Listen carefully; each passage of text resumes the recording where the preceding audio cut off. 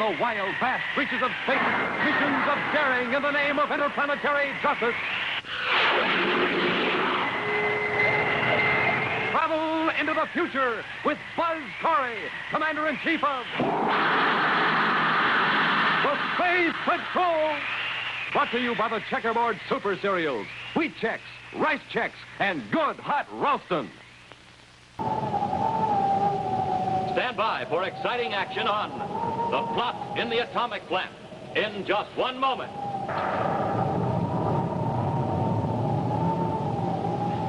Hi, Space Patrollers.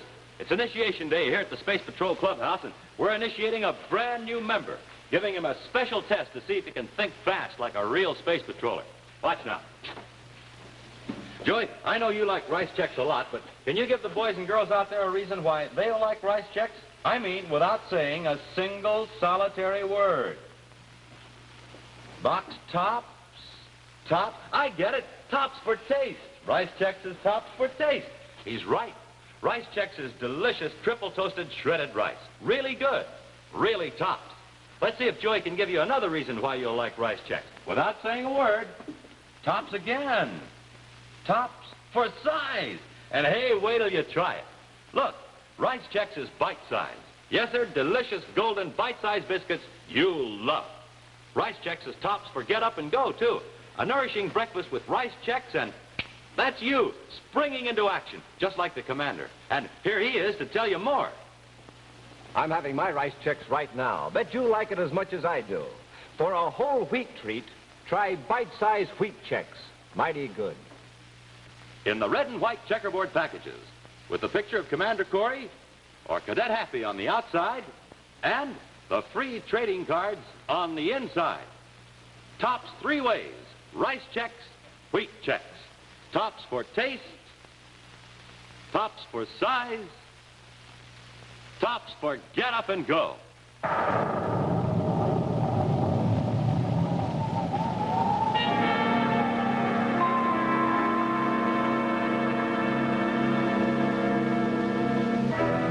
A strange hush has descended over Terra, capital of the United Planets. No spaceships blast off from the interplanetary spaceport. No surface cars streak along the city's ribbon-like freeways. No people scurry about the streets, going to and from their jobs. For industry has halted. There is no activity, only the dark, ominous quiet of a ghost city.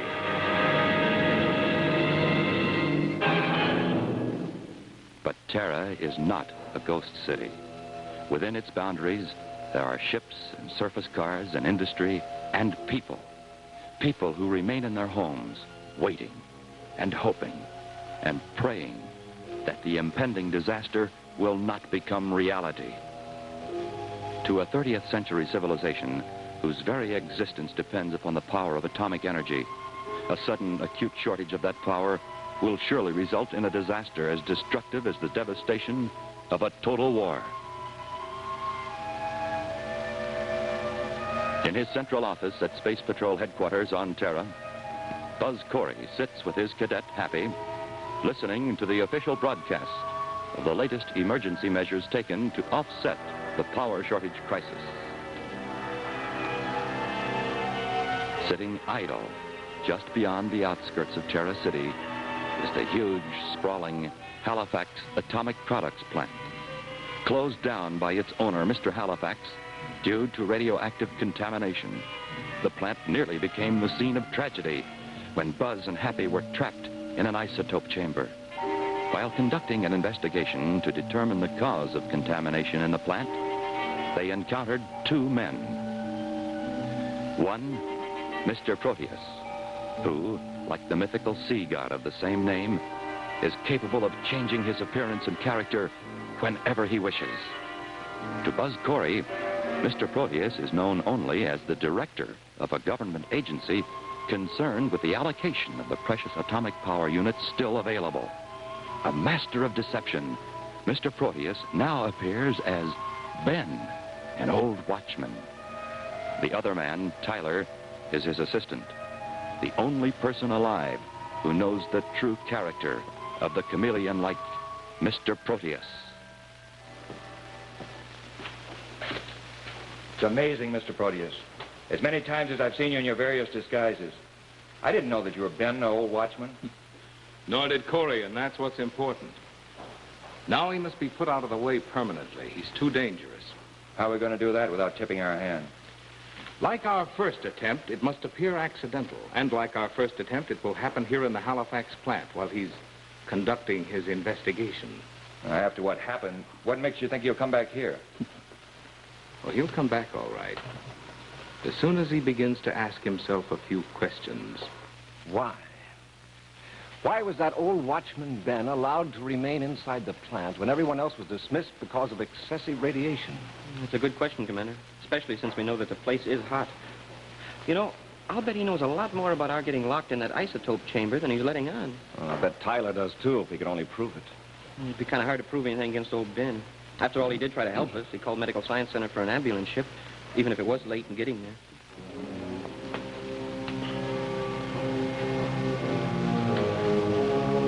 Wait a minute. How do we know that ambulance ship ever got there? Hey, come to think of it, we don't.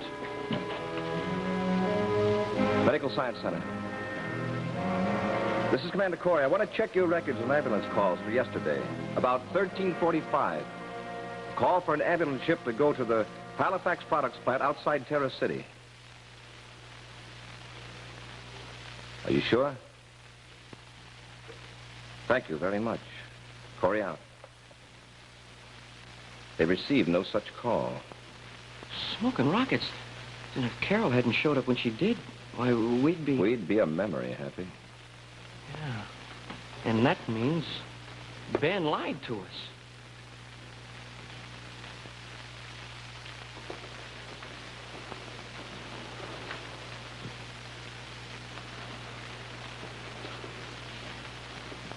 They'll think that's just some mark left there by the crew that was constructing the new building when the plant closed down. But look up there. Now I see what you got on your mind. Of course you do, Tyler. Now, here's the way it'll work. When Corry and his cadet are standing on that mark, you'll be up there. I'll give you a signal. All you've got to do is release the cable. And a few thousand pounds of structural beams will come right down on top of it. Yeah, it'll look like an accident. Wait a minute. How can you get Corry to come back into this unfinished building, let alone stand exactly on that spot? 'Cause old Ben, the watchman's going to make real sure that he does.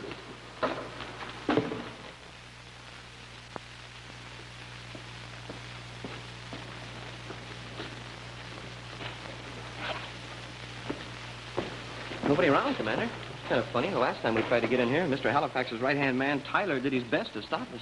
Maybe this time he wants us to go inside the plant. You know, or maybe after what happened, he left. Remember, you said you were going to take the watchman and Tyler down to headquarters for questioning. Maybe they're both hiding out someplace. Now, what in blazes would we want to do a thing like that? Ben, sure it is. Who'd you expect? Maybe we didn't expect anyone. Just on account of a few questions? Huh. Questions don't scare me none. Go ahead and ask them. I intended to, Ben. I've been wondering why you stay here making your rounds in the plant when it's been declared unsafe.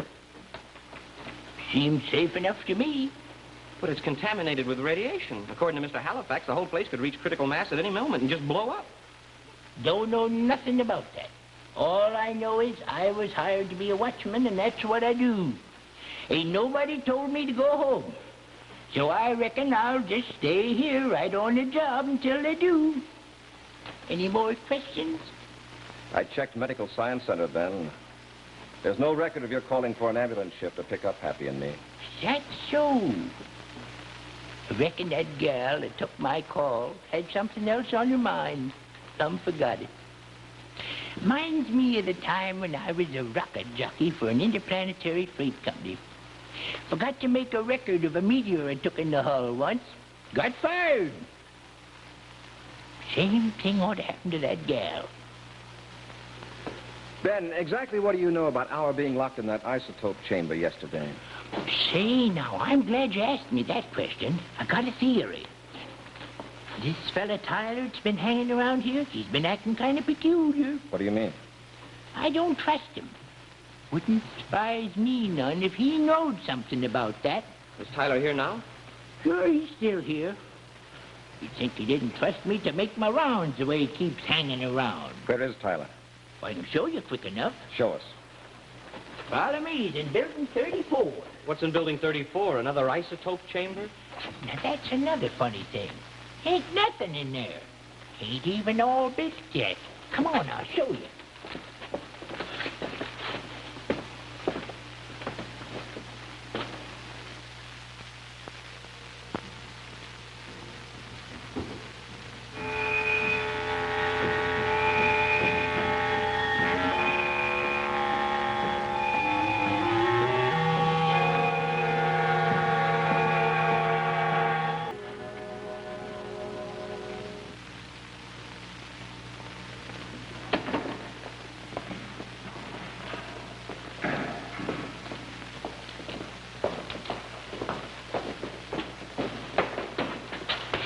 Hold it. What's the matter? I think it's our Tyler. Where? You two stay right here. I'll fetch him quick enough.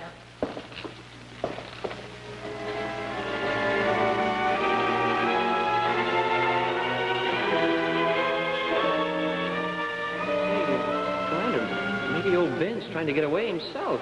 Yes, that's why I'm keeping an eye on him. Hey, stop. I wonder what he's up to anyway. Looks like he's waving to somebody up there. Hey, it's Tyler, Commander. I saw him. Pat, look out!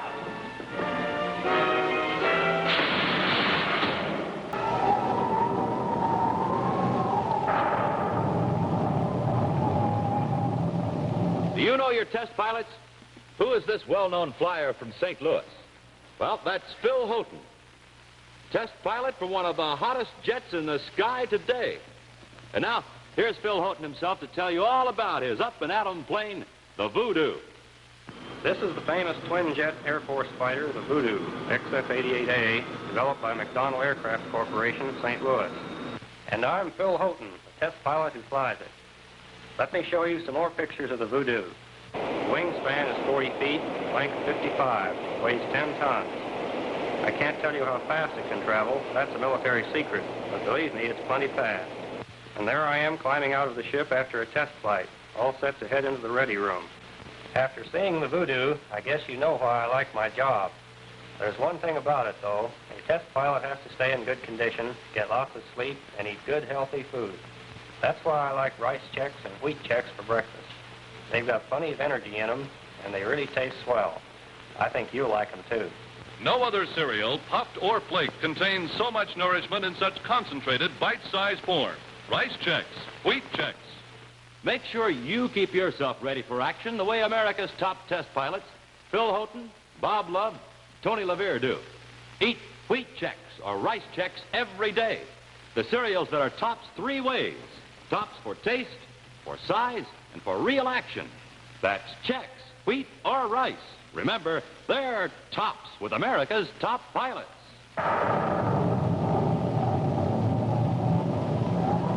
And now back to Space Patrol.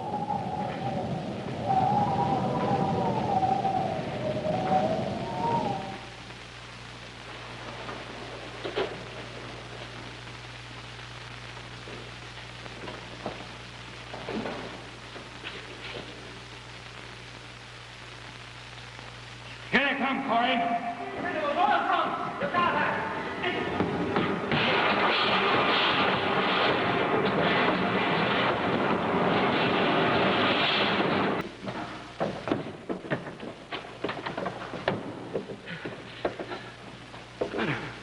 What are the lights?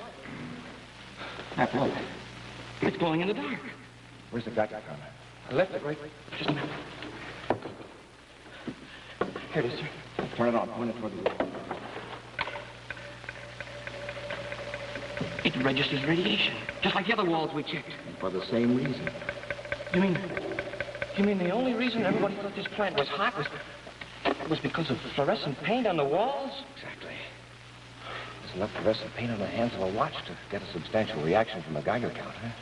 Sure there is. I've tried that myself. These walls are just as harmless. Hey, you were right all along. Somebody's trying to corner the market on atomic power plants. And Ben and Tyler are in on it. We've got to get our hands on at least one of them to find out who's behind this.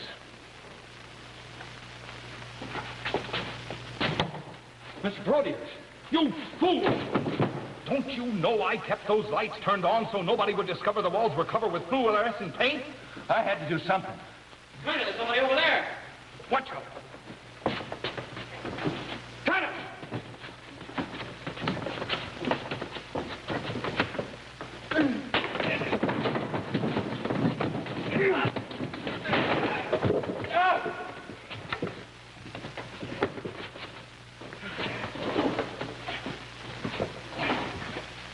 Couldn't find Ben, Commander. I know he was with Tyler, though. Take care of Ben later. Right now, I want some answers. Who's behind this, Tyler? Is it Halifax? I don't know. Don't lie to me. I want his name, and you're going to give it to me. All right, I'll tell you. His name? Commander, somebody shot him. Keep up and talk to me. Ben. I'll try to find him. Take care of Tyler. Right, sir.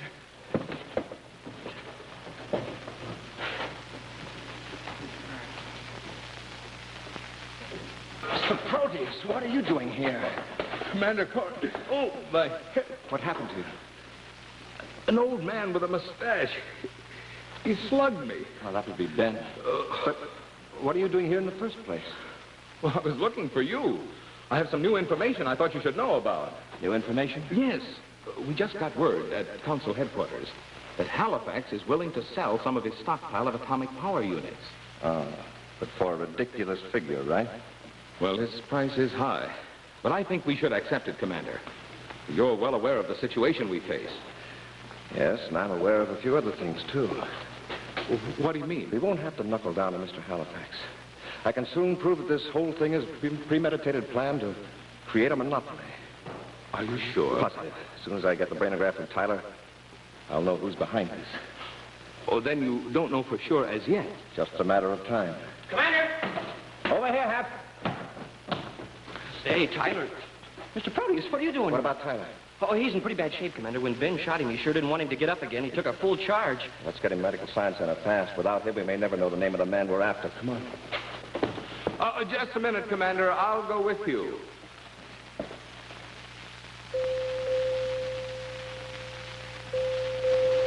I'm glad you were assigned to this case, Dr. Lorenz.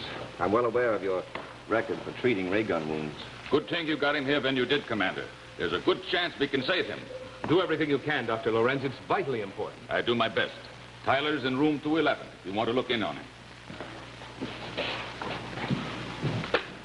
Commander, I think I'd better leave. I have some very important details to attend to in my office. You can reach me there as soon as you find out how Tyler's coming along. All right, Mr. Proteus. We'll be in touch with him. Fine.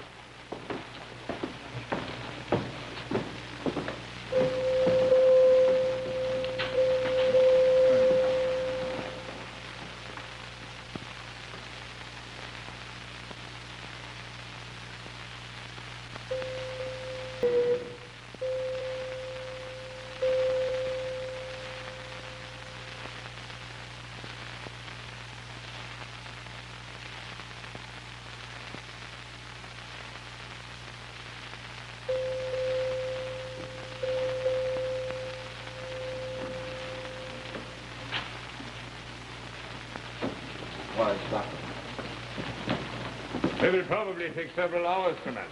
We'll leave you alone then, Doctor. Let us know as soon as possible. Certainly, Commander. Doctor, the security of the entire United Planets may depend on your saving Tyler's life. It's in your hands.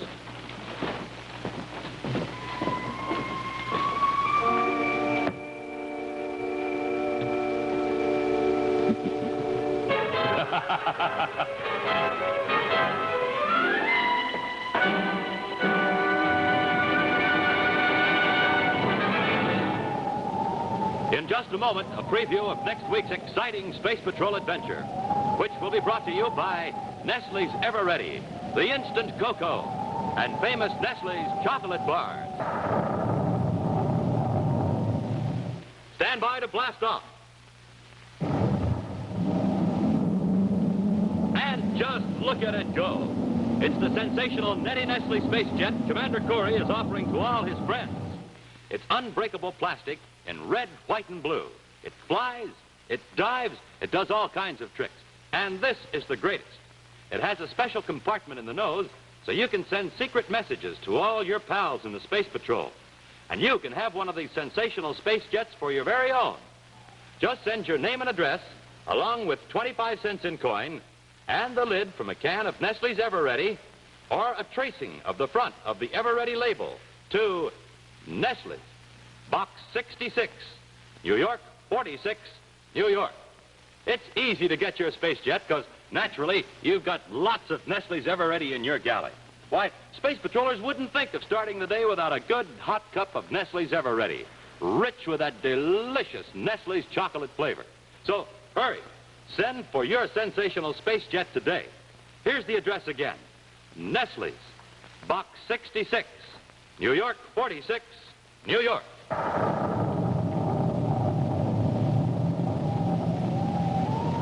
And now a scene from next week's exciting adventure, The Blazing Sun of Mercury.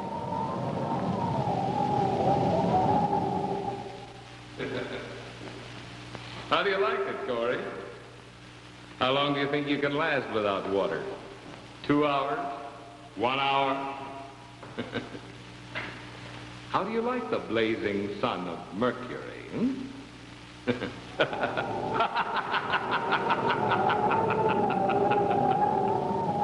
Be sure to see what happens when Buzz and Happy, in an attempt to save the system from disaster, encounter the blazing sun of Mercury.